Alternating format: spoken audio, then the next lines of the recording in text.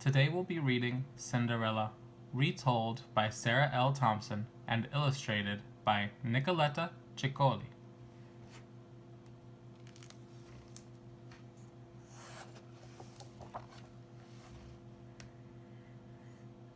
Once upon a time, a rich merchant lived with his daughter.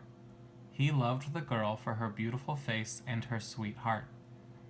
But after his wife died, he decided to marry a second time, and his new wife was selfish and cruel. She had 2 daughters of her own who were just like her.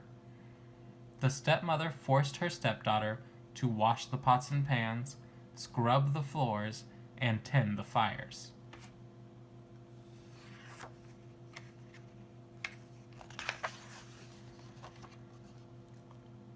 The poor girl did not even have a bed of her own, but lay by the hearth every night and rose in the morning covered with cinders, and so her stepsisters called her Cinderella.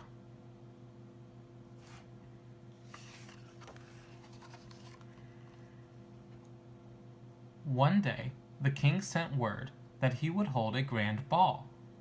There the prince would choose a wife. "I shall wear my red velvet with the lace," declared the older stepsister. "I'll wear my satin with the golden flowers," said the younger one. Cinderella gathered up her courage to ask a question. "Can't I?" she said. "Hand me my stockings," said the older stepsister. "May I?" said Cinderella. "Tie this ribbon in my hair," said the younger stepsister. "Please, can I go to the ball?" asked Cinderella. "Certainly not," said her stepmother, and the stepmother and stepsisters swept off in their carriage to the castle, leaving Cinderella alone.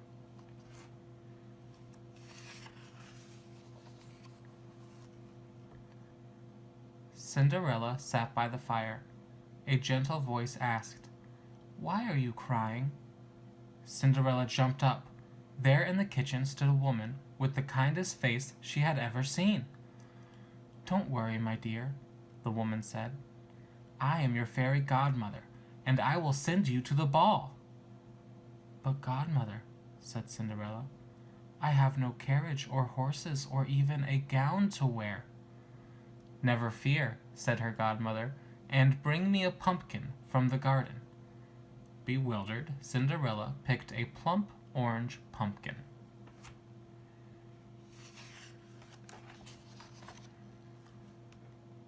The grandmother touched the pumpkin with the magic of her wand.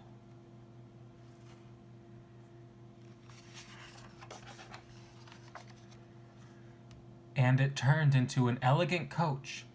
The magic turned 6 mice into 6 prancing horses, 2 lizards into 2 proud footmen, and a rat into a plump coachman. When the wand brushed Cinderella's rags, she was dressed in pale blue velvet and silver satin. On her feet were a pair of glass slippers, delicate as icicles. "You are dressed like a queen," said her godmother. "Behave like one as well. Be kind and courteous to all you meet, and leave the ball before midnight, or everything that my spells have created will vanish."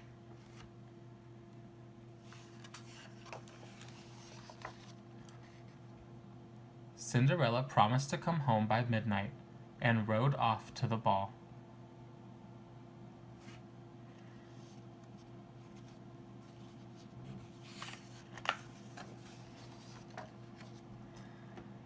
When Cinderella walked into the ballroom, the fiddlers paused on their strings. The dancers craned their necks to see her. The prince bowed low and asked her to dance.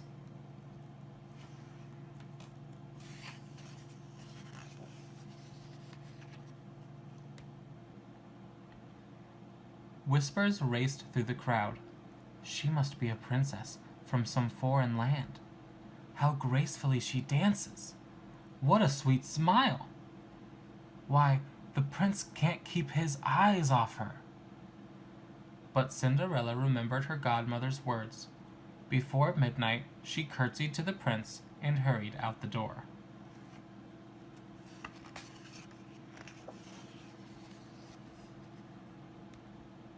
Just as Cinderella's coach rolled up in front of her house, the church clock struck 12 times. Cinderella found herself in rags once more, sitting on a pumpkin with mice and lizards and a big rat at her feet. The next night, the king held another ball.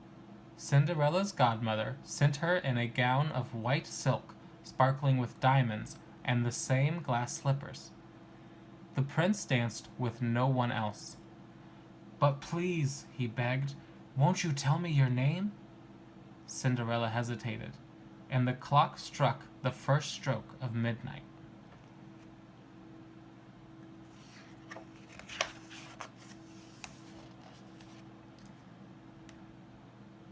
Cinderella slipped from the prince's arms and ran toward the door. "Wait!" he cried, running after her. But when he looked outside, the beautiful princess was nowhere to be found. He could see nothing but a shabby little servant girl with a pumpkin in her arms. On the steps was one of the glass slippers.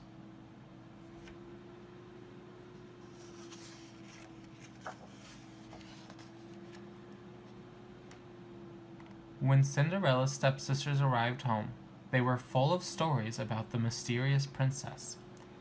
"The prince swears he'll bring that slipper to every home in the kingdom," exclaimed the younger stepsister, "and he'll marry the woman whose foot fits into it."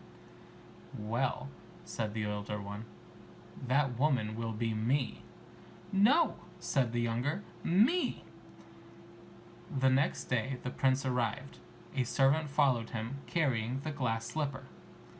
The elder stepsister sat on a stool. She shoved and pushed until she cried, but she could not get her foot into the shoe. The younger stepsister tried next. She wiggled and twisted until she sobbed, but her foot would not fit either.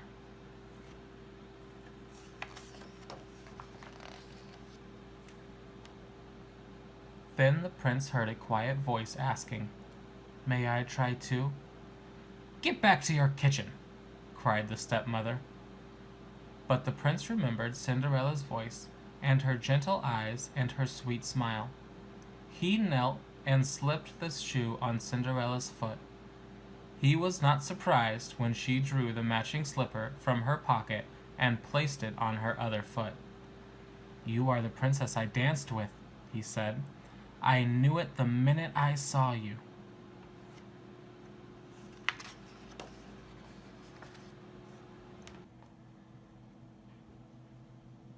Cinderella and the prince were married as soon as the wedding feast could be prepared. And Cinderella, who was as good as she was beautiful, invited her stepsisters and her stepmother to the wedding. Her stepmother was too out of sorts to dance, and as for the stepsisters, their feet were too sore from trying on the slipper. It was weeks before they had recovered enough to dance even a jig.